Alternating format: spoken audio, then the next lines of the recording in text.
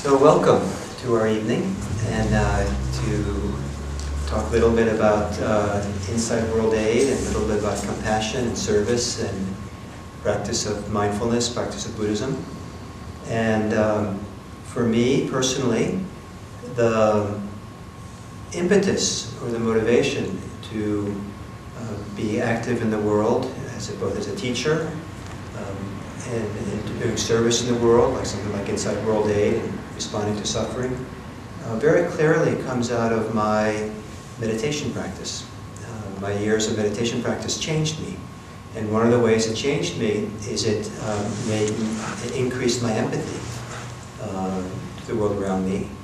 And back in my early years of practice, I felt very strongly a sense of interconnectedness, connectedness with others, that seemed to come out of the stillness of the mind, or the openness of the mind, or the non-attachment of the mind.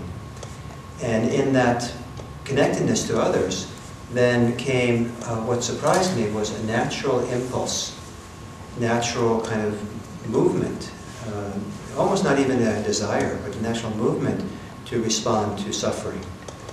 And that's a movement and motivation that I followed pretty much my whole adult life. It's a very important part of my life. And it has its origins in meditation. So I don't know how, for other people, where their motivation comes from, or where their origins, or how they associate meditation for it. But I thought that we would start then with maybe 5 minutes of sitting in quiet and meditating. I could set perhaps the stage for our evening.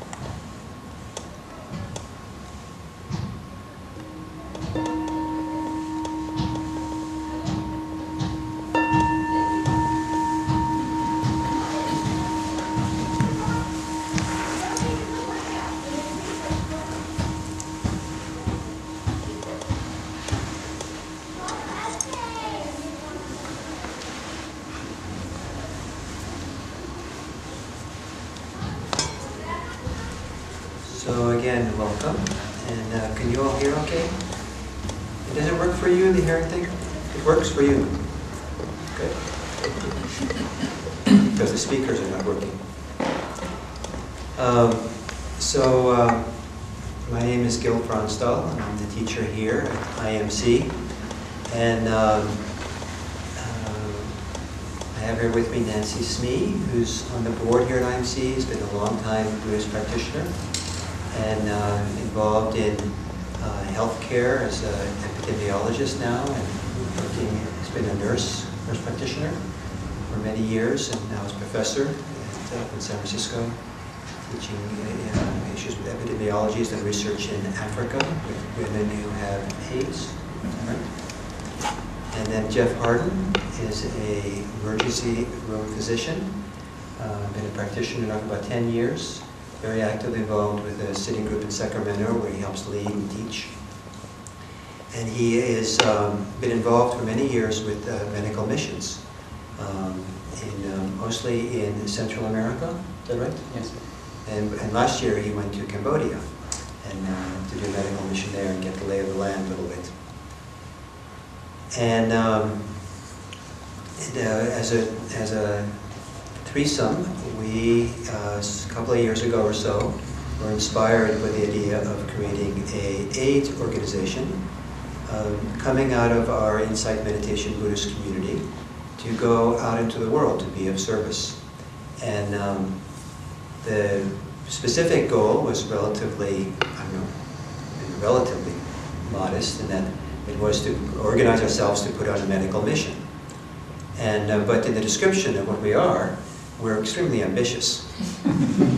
And we want to save the world and end world hunger and such things, right? Right. So we'll see how far we get. But it's good to have a direction. And to me, it's very exciting.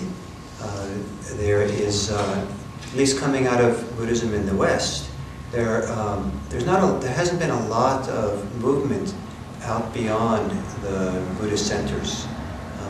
To make some sense, because Buddhist centers were new to the West, and we've had to kind of figure out what we're about and just get rooted in our own practice.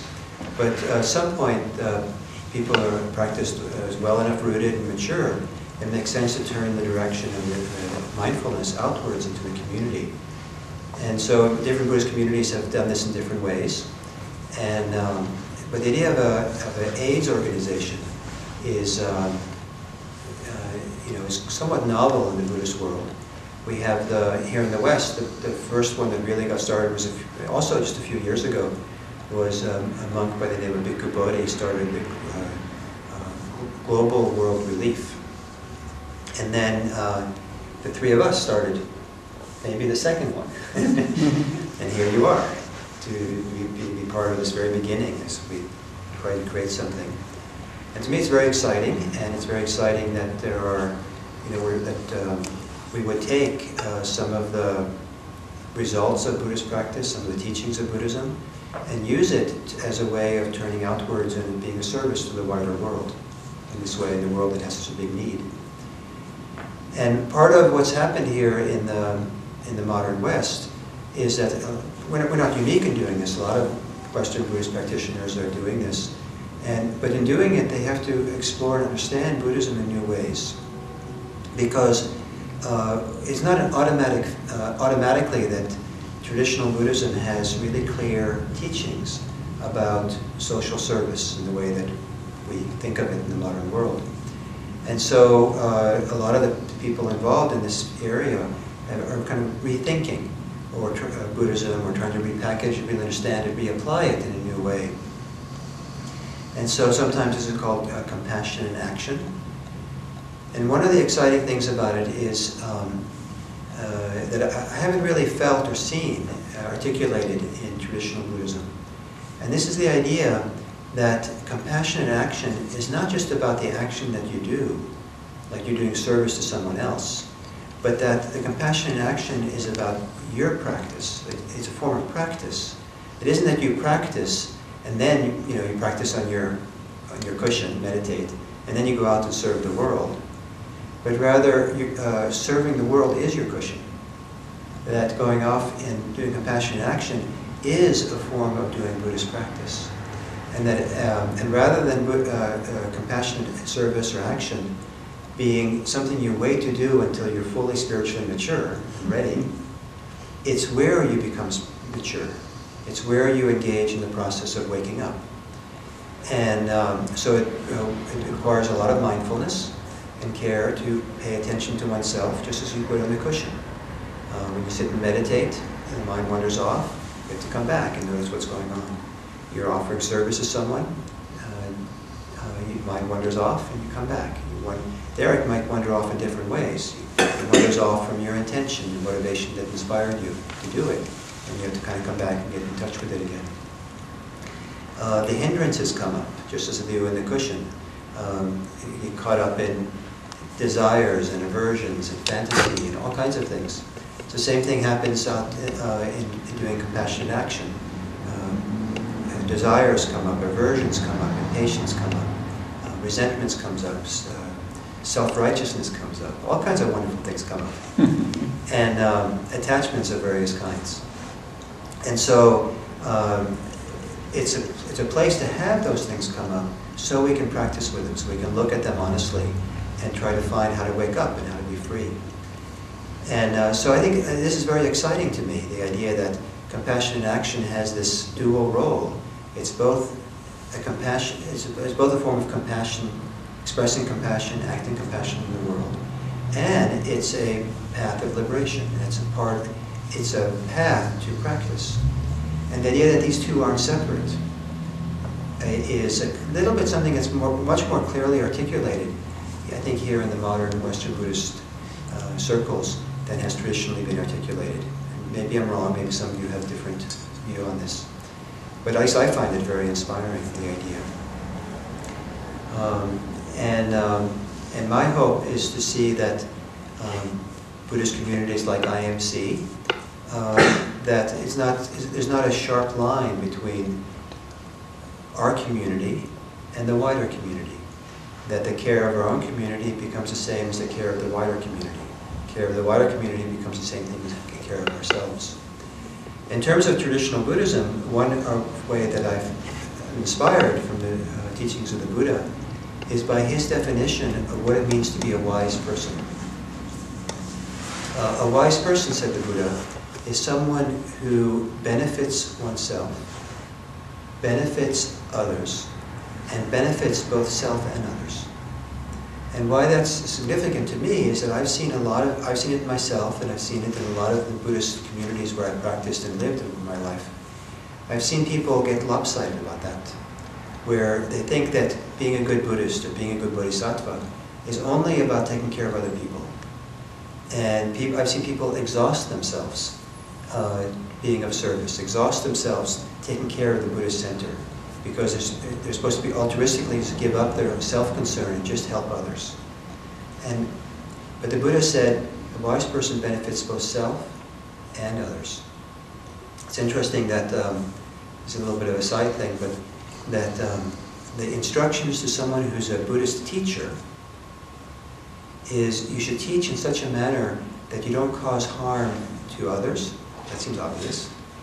But also you don't cause harm to yourself. And that's an interesting thing to keep in mind. That was this idea. So this idea of self and other not being so separate. There's been a tendency in the West, in certain currents of Western culture, to create a very strong separation between being altruistic and being selfish. It's either one or the other. And of course, being selfish is not good. And so therefore, being altruistic is the way to go. And because the separation is so strong, it reinforces the idea you're supposed to give your all, and you don't count. Not only in Buddhism, but I think in other Eastern religions, that sense of strong separation of self and other doesn't exist. That it's understood that if you benefit yourself through your own practice, you are benefiting others. If you benefit others, you're benefiting yourself. And so the idea that you're only practicing for others, I think it's a little bit of dangerous idea. What it also means in Buddhism, or one of the things that I think is very important to keep in mind in Buddhist kind of context, is that compassionate action, being of service in the world, helping others, is not an obligation. And I think there's plenty of people that I meet who somehow or other have picked up this idea that they're obligated to be compassionate. They're obligated to do good things in the world. Like it's a duty or a responsibility. You're a bad person or a wrong person if you don't do it. In Buddhism, as far as I could tell, there was never been any teachings that obligated anybody to be compassionate or to be involved in compassionate action. However, it is understood that being generous and being compassionate are beautiful qualities of heart, are beautiful, one of the most beautiful things that a person can do, and that the practice leads to that, awakens that in people, and that you do yourself a disservice if you hold that to yourself, if you don't let that come out into the world. So you're not obligated to be compassionate, but you might be inspired to be compassionate. You might be inspired to kind of connect to others and work with others. And the idea of not being obligated, for me, also, and this idea of not harming oneself as one does this stuff to benefit oneself, reinforces the idea of how do we practice in the compassionate action, compassionate caregiving, in such a way that we don't feel exhausted, in such a way that we don't get drained by it, in such a way that actually inspires us and helps us and supports us. And this is the exciting thing. Some people, because of their karma, their conditions, causing conditions or something, are inspired to respond to different ways into the world. Some people respond in their families to the needs there, some people to their places of work, some people to their neighborhoods, some to local communities. Some people, for whatever reason, karmic reasons or whatever, they respond to what's far away. And I think we need it all, because the idea that we're not separate is a very important idea for me, that we're all in it together. The welfare of others is important for the welfare of me. The welfare of me is important for the welfare of others. We're really kind of in it as a family. We're in it as a community, as a global village in a sense. And so I think it's quite natural when we get that sense, that feeling, a sense of connection, that we would respond and help and support. And then how to do it so it becomes practice. So part of the idea in doing Insight World Aid, as I said, is to organize medical missions. And with the idea that the medical mission itself becomes a practice for the people doing it. Just like some people will go off and do a week-long retreat in silence at Spirit Rock or someplace, this would be a kind of equivalent. Go off and do a 2-week retreat that wouldn't be so silent, but it would have the same kind of understanding that you're going to engage in a session, a period of practice, where there's perhaps some support for that practice. There's some meditation, Buddhist teacher maybe comes along, there's some teachings that goes along with it, there's a community of like-minded people who are engaged in the same thing, and at the same time have the blessing, the fortune of being able to hopefully serve, support in a wise way a community of people who need support. So that was the original inspiration. And then when we started getting organized and having meetings and talking to people, there were a number of people who said, well, what about closer than Cambodia? Because that was kind of, Cambodia was the place we were thinking. And so some of the people then were inspired to do some local things. And a few of us, Jeff and some others, were involved in these health fairs that they put on in big auditoriums, big kind of meetings.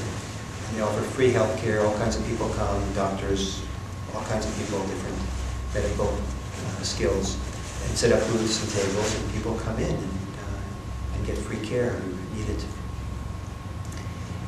And so we see that depending on the interest of the people involved, this nonprofit that we created, Insight World Aid, can have many different functions. It's kind of like a shell or a vehicle that we're hoping that the wider community that we're connected to, the Insight Meditation community, the Buddhist community, will be inspired. Some people will be inspired to join and be part of, and to fill the shell, fill the potential that this has. And the potential is infinite, probably. And so that's a little bit what we have in mind here, a little bit the background, I hope, of the theory of compassionate care, as I understand it, coming out of the Buddhist tradition. And it might be interesting if you have any questions about what I say, if you want to ask something. If you have any comments about it or questions, I'd be curious to hear.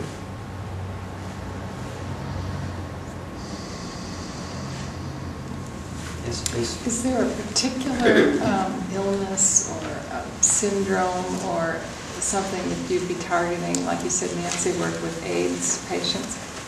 We're just recording this. Oh, okay. Is there a particular illness or syndrome or set of problems that you're targeting or seeing what's most needed? I think in terms of going to Cambodia, the medical mission, I think we're still investigating. Jeff's been there twice to investigate and look into it. And we've been talking to a lot of people and getting a lot of advice. Just today, someone sent me, or this week, a whole bunch of information about hepatitis in Cambodia and the need for vaccines and things there, and said, you should talk to this guy at Stanford who does, he wants to talk to you, and about hepatitis in Cambodia.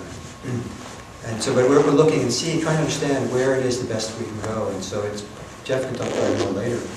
But I think I don't think we've been so focused on any particular illness. But like if you have a particular interest for a particular illness to be involved, that would set a direction for us. No, I don't.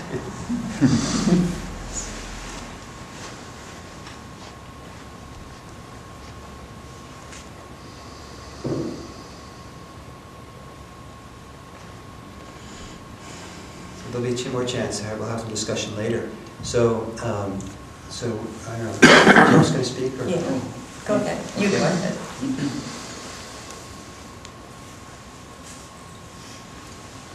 Reach.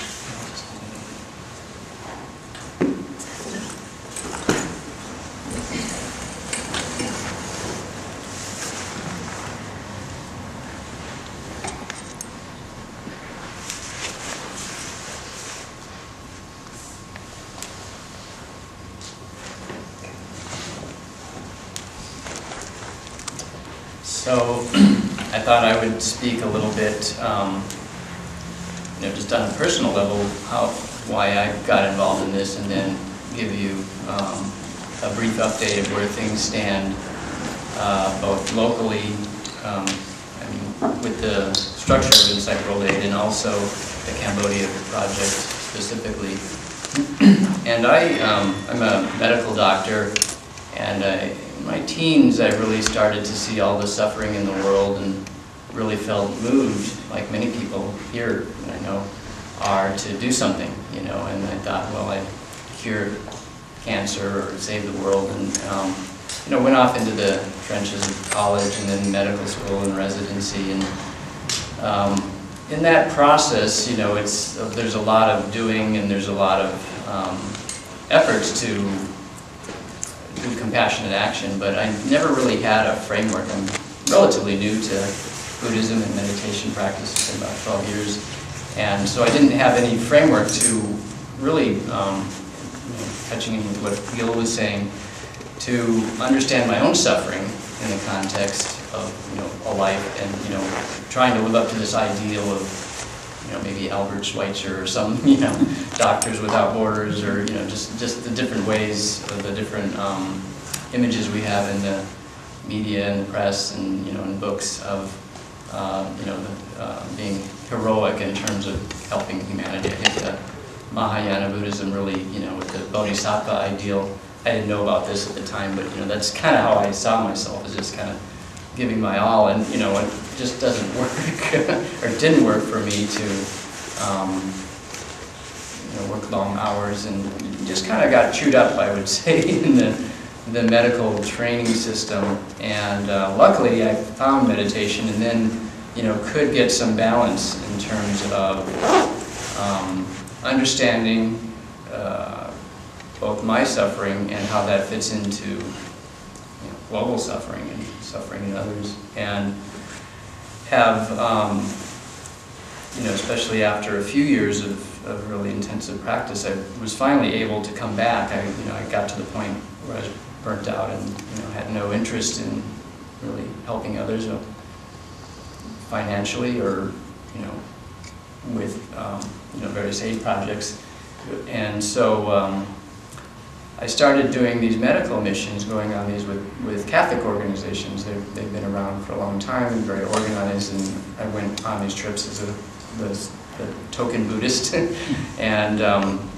saw this kind of model of how a group of people could go to a community that's really in need, that has very poor healthcare systems in place, and do a short-term project with an idea of establishing a relationship and coming back each year, and then the long-term goal would be to actually set up a clinic that would be run by people who live in the country, by doctors, nurses, healthcare workers.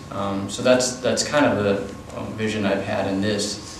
So about 2 years ago, I was reporting my latest antics to Gil about a trip, I think Peru or someplace at the time, and he said, "Oh, well, we should do that." And kind of looked at him incredulously. And it turns out that there are a lot of people who inquired about doing socially engaged work in the Buddhist context, and that Nancy also had been having some earnest conversations with Gil at that time, so the timing seemed ripe. And it's been an interesting journey over the last 2 years with getting nonprofit status and starting a website and creating email lists and newsletters and getting volunteers and all of the nuts and bolts of doing this type of work that I never really had any interest in or inclination for. But now we're at the point where we have about half a dozen volunteers. We're helping with infrastructure, which is really important at this time. And as Gil mentioned, I've been to Cambodia the last 2 years. I just went in January this year and did a lot of networking and exploring, looking at potential sites where we could bring a group of people over later this year or next year, or even it might even be 2 years from now, depending on how various factors come together. But really getting a sense, and we're taking our time with this. We could have thrown together a group of people and just showed up on the doorstep, so to speak, and tried to do various projects. Cambodia is a place that's in a lot of need, and to a certain degree you can fly under the radar and work and get involved with other NGOs. But I thought that wouldn't be very skillful, and it would potentially lead to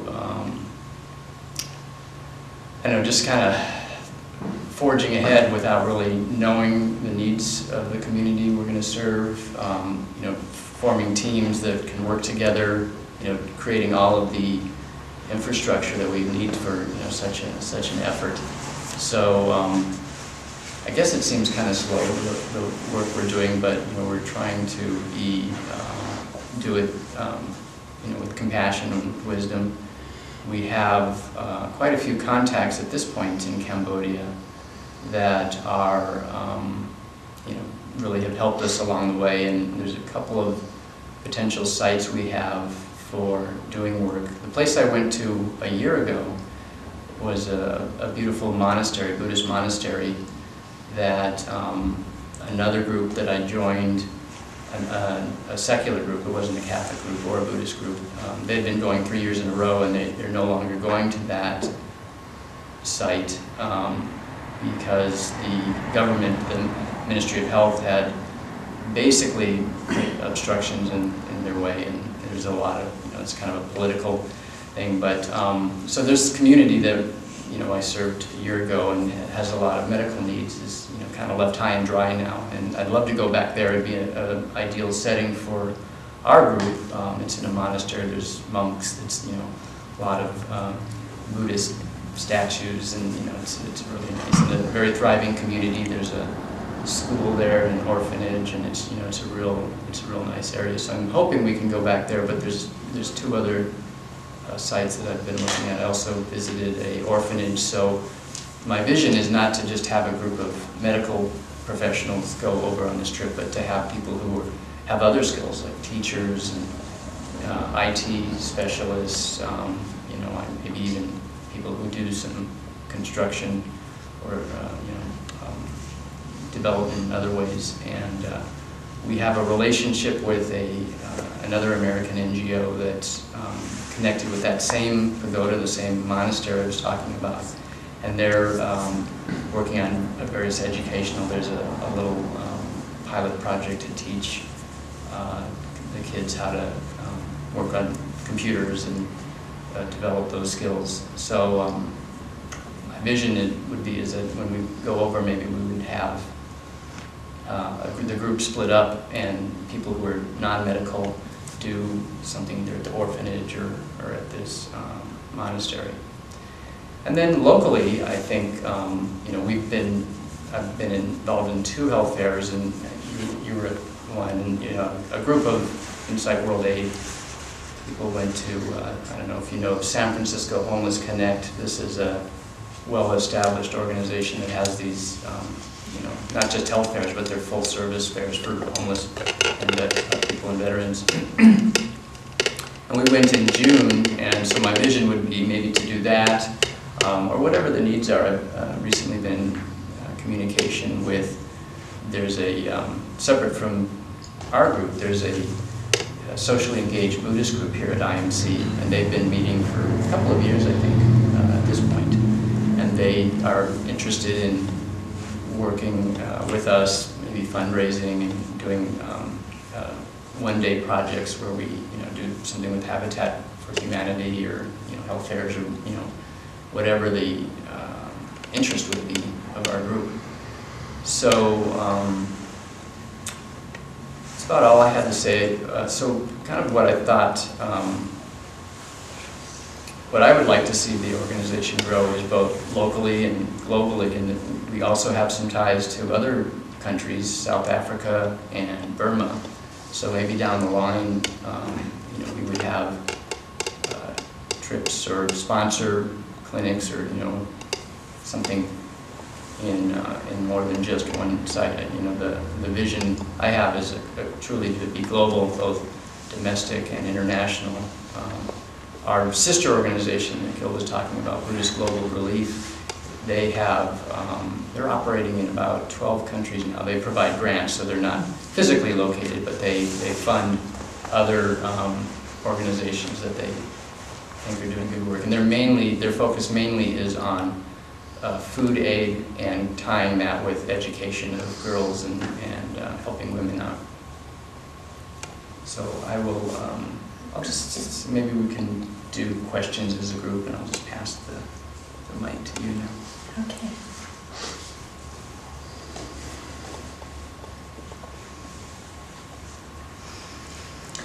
So when I teach my students about public health and global health and environmental health, I teach them 4 principles, and I call this Global and Environmental Health 101. And the first principle that I teach them is that everything is connected to everything else. And I've honed this down in my care as a midwife to women, and learning how to sit with their suffering. For many years I practiced here in the Bay Area as a midwife, and that was really the impetus to get into Buddhist practice, because you can burn yourself out. Being a midwife, There's not a whole lot to do. You just have to kind of sit and wait for this baby. But you're watchful about all of these things all the time that could go wrong.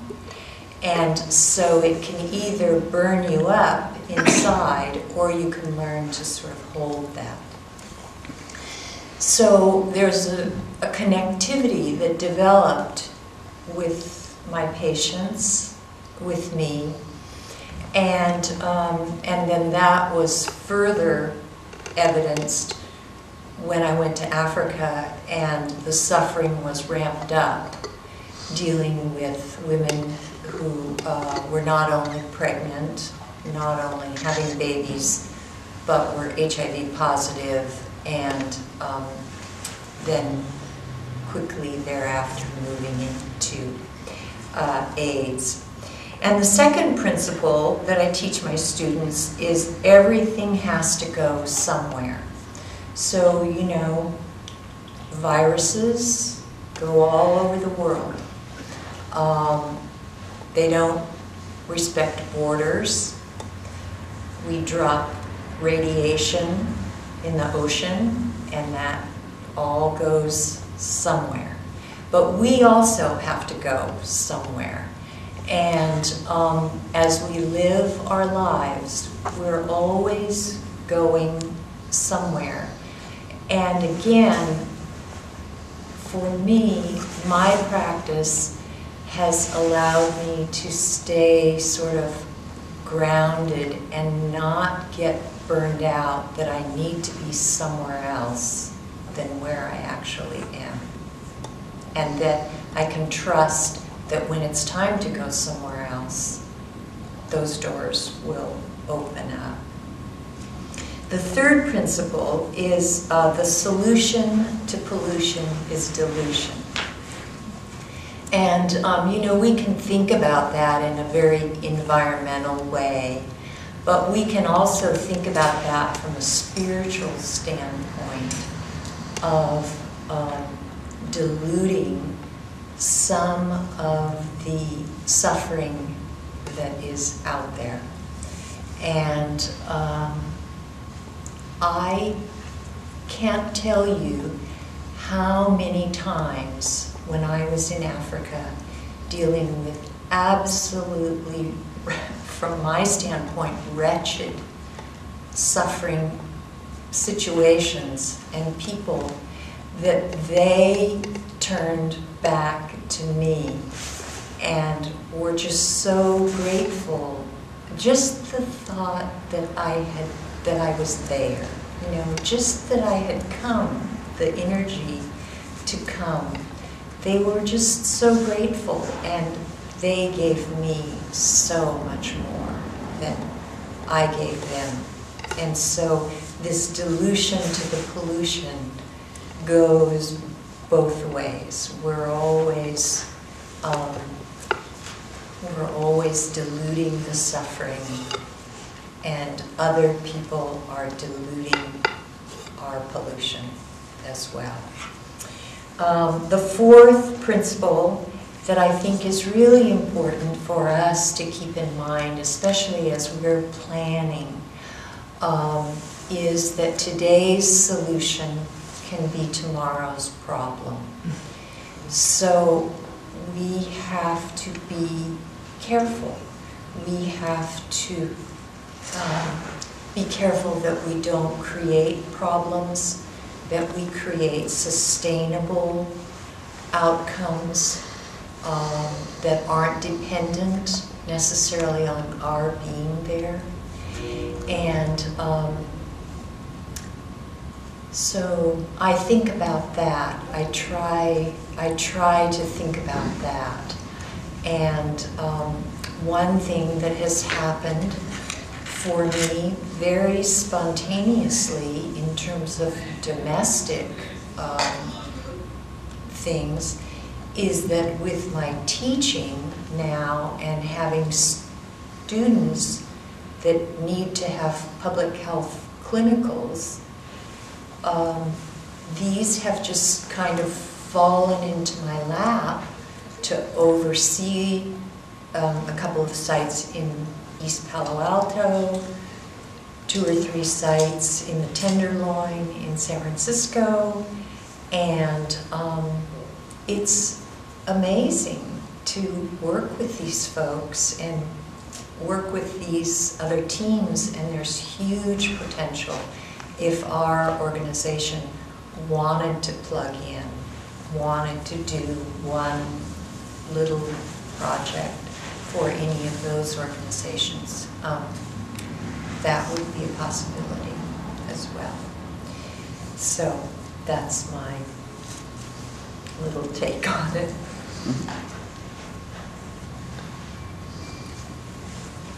Are there any questions or anyone want to comment? Yeah, I'm wondering, do you... Just use the microphone. Oh, sure. There's Do I have to press anything? no, it should be on. Okay. You were talking about a model, and I'm just wondering, do you have something in your mind as far as what you would like to accomplish in Cambodia, or what your idea is as far as how that's going to look at some point in the future? Yeah, the model I have is based on these now 4 other groups that I've been with doing these medical missions, and basically you know, there's a lot of planning that's involved, but you go into an area, a limited area, and you have organization there that you do just, you know, basically a health fair for a week, or, you know, basic health care, and there's organization of, you know, people coming through who have needs, patients, and there's, you know, certain logistics for the people on our trip. You know, we need a place to stay, and food and shelter and transportation and all of that. That would be in the context, you know, with a teacher, a Buddhist teacher, you know, holding the, you know, let's say the spiritual container, providing teachings to work compassionately, to stay in balance, to, you know, to develop equanimity and compassion. And, you know, we would service an area for a week, 10 days, and, you know, maybe tail on some sightseeing. Angkor Wat's in Cambodia, it's an incredible site.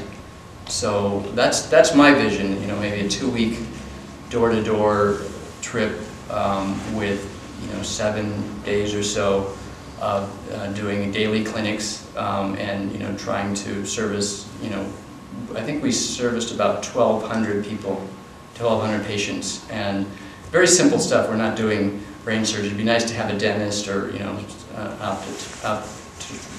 ophthalmologist or optician, but you know, we just did blood pressure and, you know, treated infections, helped people. A lot of people have aches and pains, you know, various gastritis, just very simple type of medicine which they don't have access to, and just it's kind of part of it is doing the medical part, and there's the other part of the, you know, the compassionate action, the meditative context that we do it, but there's also a kind of a goodwill ambassadorship that I find that, you know, just by these people are just, in Cambodia, for example, we're just so moved that, you know, these wealthy Americans, you know, who all of us had more money in our pockets than they'd seen in a year, would come to their village and, you know, humbly help and, you know, be part of this project. And then after the clinic at the end of the day at 5, we'd walk around in the village and meet people, and they'd, you know, they'd bring their medicines out and they'd ask us a question, or, you know, we'd play soccer with them or something like that. So it's just, it's kind of this is my vision, and, you know, it'll depend on who's involved with this, you know, how it's shaped, and, you know, I'm just one person, so it's not my, it's just a vision, and it's going to change as it evolves.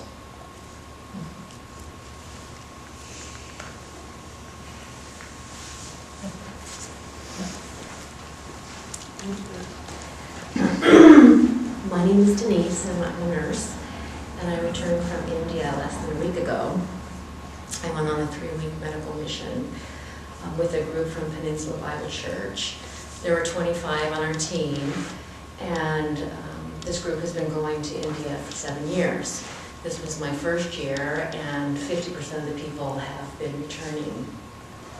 Our medical tour was 2 weeks. We treated 1,700 people. We went to 3 different cities. We drove across the country of southern India. As far as sustaining what the group has been doing there, in Kanchipuram, they built a school, and we were working with a group of people that are referred to as untouchables, the lowest of the lowest caste, people in India who have no access to medical care. They live in rural, impoverished areas. And so this group built a school, and it's given children the opportunity to learn English, which will help them in their lives. Another city we went to was called Dharmapuri, which has a large AIDS population. And so what this group has done also is established a clinic there for the AIDS patients. And they staffed it now with a pharmacist and some nurses that drive to the clinic 2 hours every day just to go to work. And so we treated people there. We also drove on to a city called Uti, which was at elevation 7,200 feet, because they wanted to look at a site to maybe establish something else that they could help the people. And while we were there, we treated tribal natives, primitive tribal natives from tribes.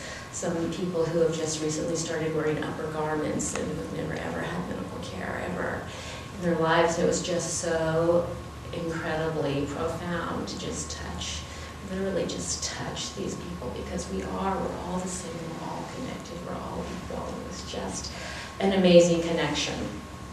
And then afterwards we went on extension. Half the group went back, and half of us went up to northern India. And one of the places that we went was Varanasi, and we went to Sarnath, to Deer Park, which is where the Buddha gave his very first sermon, and that was really cool. And on the trip I had my Nano, which I had downloaded about 16 different audio Dharma tapes, so I had a lot to listen to on trains and buses. But it's just a wonderful thing to do, and it's a lot of work, but you just get so much back from doing it. So that's why I'm here today to see your group. Thank you.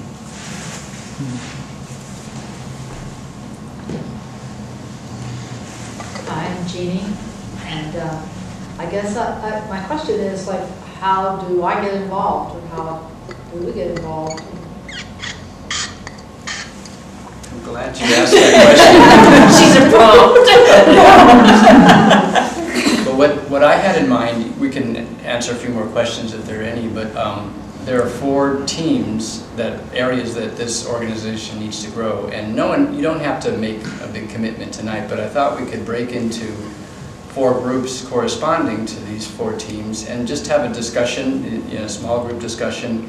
If you're interested, you can certainly sign up and then take it going forward. But maybe kind of just troubleshoot what this organization needs. I have some written descriptions and some sign-up sheets. So that's what I had in mind, and you can participate in one of these groups just as kind of a fly on the wall, or you could really buy into the organization and help us take it to the next level. Because really the 3 of us can't go on this trip, or we can go to a health fair, but what we really need is now kind of a crescendo of people coming forward who really want to get involved and want to make some of the bigger things like the Cambodia trip and some of the projects locally come to fruition. So if there are any other questions right now, we can talk about those, or comments, or it was great hearing your story. It's inspiring to hear other people doing this. Yes. Just want to share a perspective, actually from my daughter. My 26-year-old daughter, who's involved here at the Sangha, she co-facilitates the Tweens group, and for 3 summers she was a leader taking high school kids on service trips around the world. And she did one in Thailand, Costa Rica, and Morocco. And she wants to start her own organization someday. This one was both, there was a lot of playtime and sightseeing, and the service projects were actually minimized, and you know, that was a little bit disappointing for her. But what came out of that for her was what she saw that was missing was she felt there was a sense of these Americanos going over and helicoptering in and kind of imposing what we thought would be helpful, what this organization felt would be helpful. And that didn't always work out quite that way. And she thought a missing ingredient, and this, I don't think this would apply for medical, but if we do any social service projects, would be to co-define the needs really with the people there, not the NGOs. So for example, the orphanages, let them define the project. And then, again, not just helicopter and go in and perform that, but do it with them. You know, the notion that we are all connected in this way. So I just thought I would share that they would do it as well as, you know, there may be some moms that are, you know, I don't know what it would be with orphanages. Just thought I'd share that. So thank you very much, and I think that speaks to that fourth principle of that, you know, today's solution can be tomorrow's problem. You have to be careful about that. Mm-hmm. The other thing is that the basic tenet of public health is relationship. Mm-hmm. And the more that relationships are built, the more you're going to decrease violence, the more you're going to build bridges, international bridges, but also local bridges among people or factions. And there's something wonderful to be said about playing with people and also listening, just listening to people, what they want, what they need.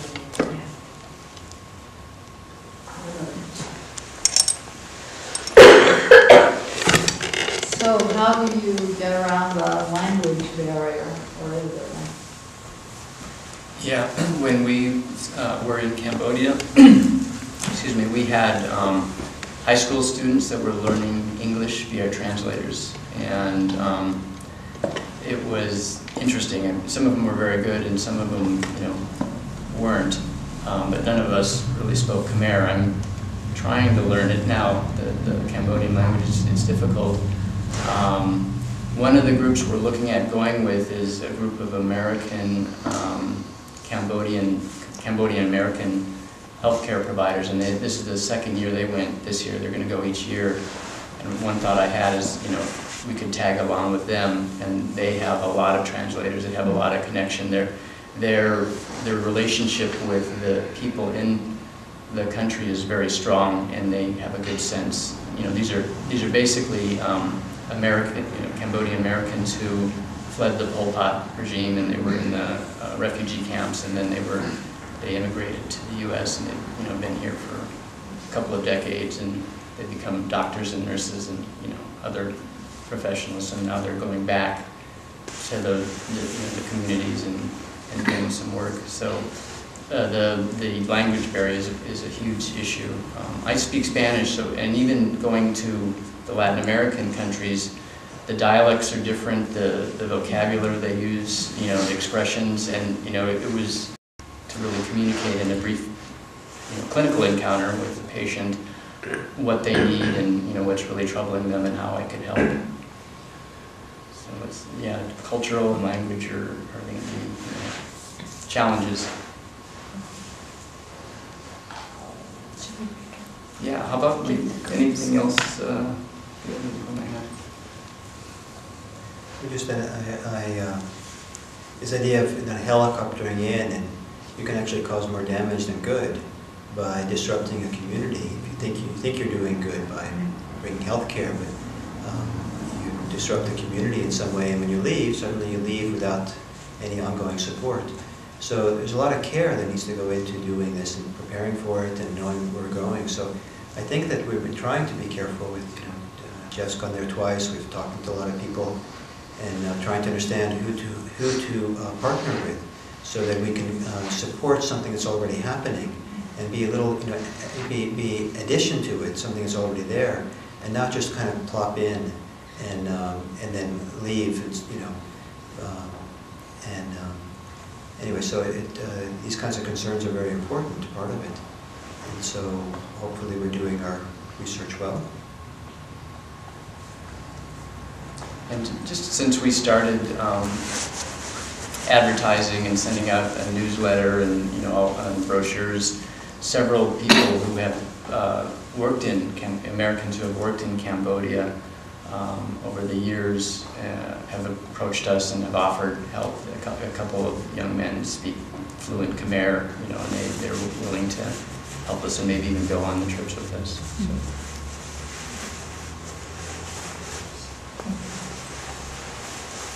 So we have 4 what I call volunteer action teams. I don't know if it's kind of fancy, but 4 teams. And I think it'd be nice just to break into these 4 groups. Find it, see what your heart calls you to, that you want to participate at least tonight, and discuss a little bit. And maybe if it sounds like a good direction for you, or you like your other teammates, you might want to volunteer in that. You don't have to. There will be a sign-up sheet, but I have a little description of each of the teams. This is just my vision. I mean, you can rewrite the script to something that's your vision. So the 4 teams are communications, and what that is basically there's 2 parts to this. There's the infrastructure of the organization, which is very important. We've been fundraising, and we have a bank account and website and all that. So infrastructure is important. We have nonprofit status, of course. And then there's the projects. So there's 2 teams for the infrastructure, and there's communications and finance. Communications is things like website, the email, keeping up with all the correspondence, brochure, that kind of stuff, very important. Financial is bookkeeping, fundraising.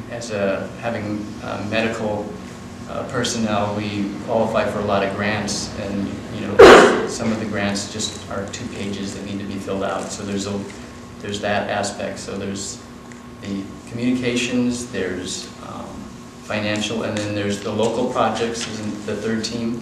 So that group would talk about, what does this community need?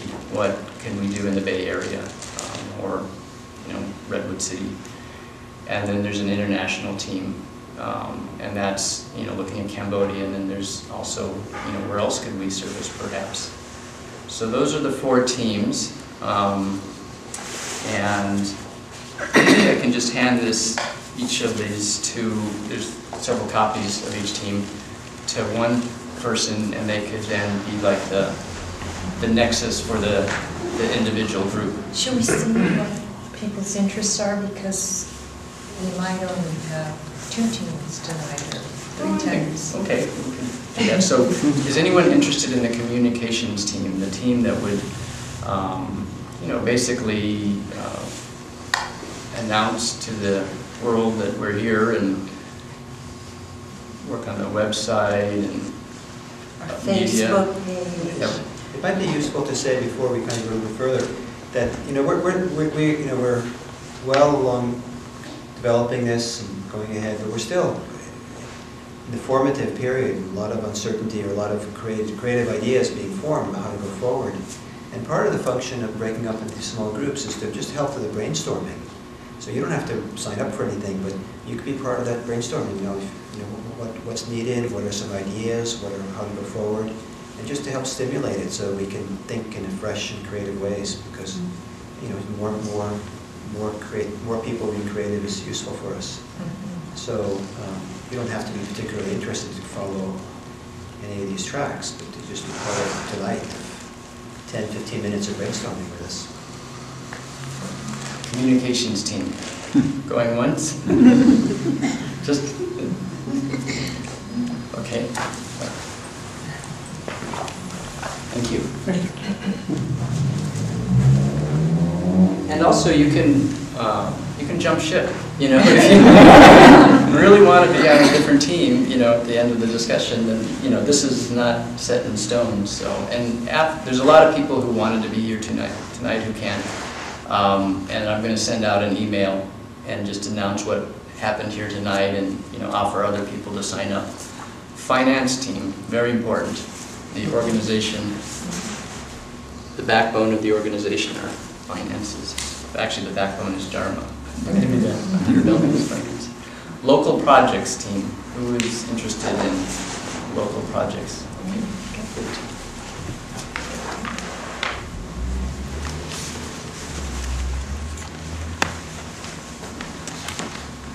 And last but not least, international projects.